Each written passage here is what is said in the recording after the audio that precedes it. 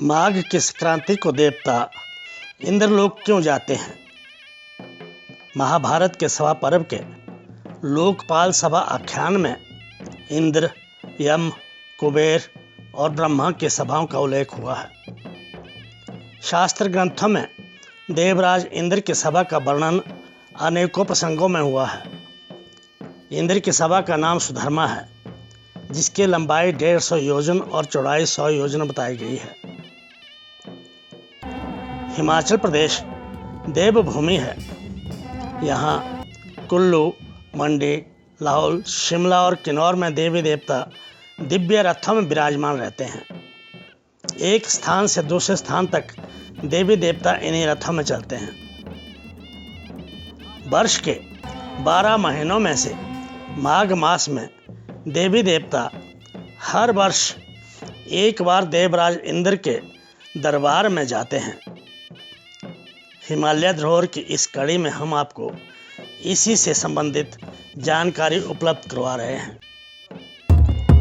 माघ की संक्रांति को देवराज इंद्र की सभा में जाने से पूर्व लोग सुबह सवेरे ही बावड़ी या प्राकृतिक चश्मे में जाकर पवित्र स्नान करके देव मंदिर में इकट्ठे होते हैं। वहां पर देवता का गौर जगती पर बैठता है।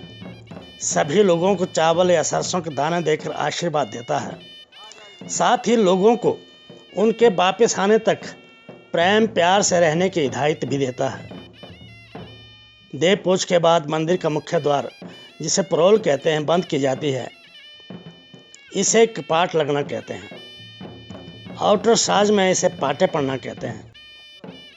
इस दिन देवी देवताओं के रथों से मुखौटे, छत्र, वस्त्र आदि निकाले जाते हैं। फिर रथ के ऊपर घूम डाला जाता है, जिसे देव मंडारना कहते हैं। इसके साथ ही माना जाता है कि देवी देवता इंद्र दरबार को चले गए। किन्नौर के लोगों का मानना है कि माघ मास में किन्नर कैलाश में शिव जी के आसन के पास ही इंद्र दरबार लगता है।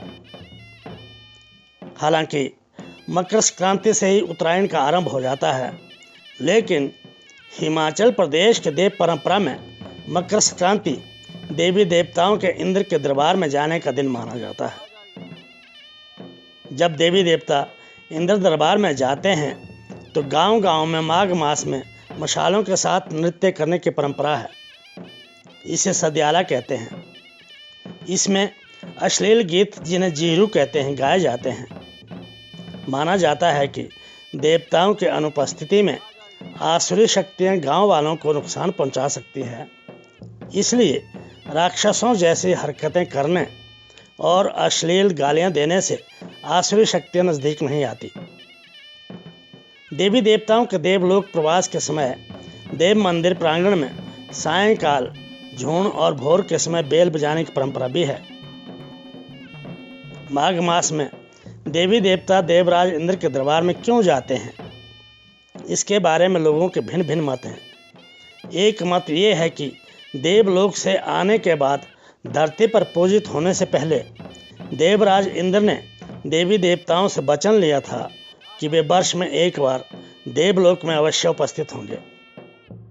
एक अन्य मान्यता के अनुसार सभी देवी देवता देवराज इंद्र के दरबार में रिफ्रेश होने जाते हैं, ताकि विशेष ऊर्जा ग्रहण करने के बाद अपने पूजकों की आशाओं पर खरा उतर सके। इंद्रलोक में आपस में विचार विमर्श करने के बाद देवी देवता हल ढूंढते हैं कि अपने पूजने वालों की सुख समृद्धि और खुशहाली के लिए क्या क्या प्रयास किए जाएं। यही कारण है कि हर वर्ष देवी देवता माघ की संक्रांति को देवराज इंद्र के दरबार में जाते हैं। एक मास तक देवराज इंद्र के दरबार में रहने के बाद फागुन की संक्रांति को अधिकांश देवी देवता अपने परिवार में लौट आते हैं। कुछ देवता चैत्र की संक्रांति को पहुंचते हैं। देवी देवताओं के लौटने पर लोग गर्मजोशी से उनका स्वागत करते हैं। उनके रथों को श्रृंगारा जाता है। देवता अपने गुर के माध्यम से देव वार्ता भी सुनाते हैं और आगामी वर्ष में होने वाली अच्छी बुरी घटनाओं के बारे में भी जानकारी देते हैं। साथ ही प्राकृतिक आपदा या बीमारी आदि से बचने का उपाय भी बताते हैं। कृषि संबंधी जानकारी भी देते हैं।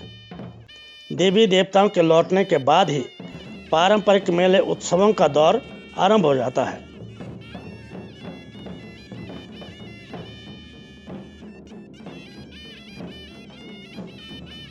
अगली कड़ी में किसी और विषय को लेकर आपके सामने उपस्थित होंगे। तब तक देखते रहिए हिमालय धरोहर चैनल। इसे सब्सक्राइब, लाइक और शेयर अवश्य करें।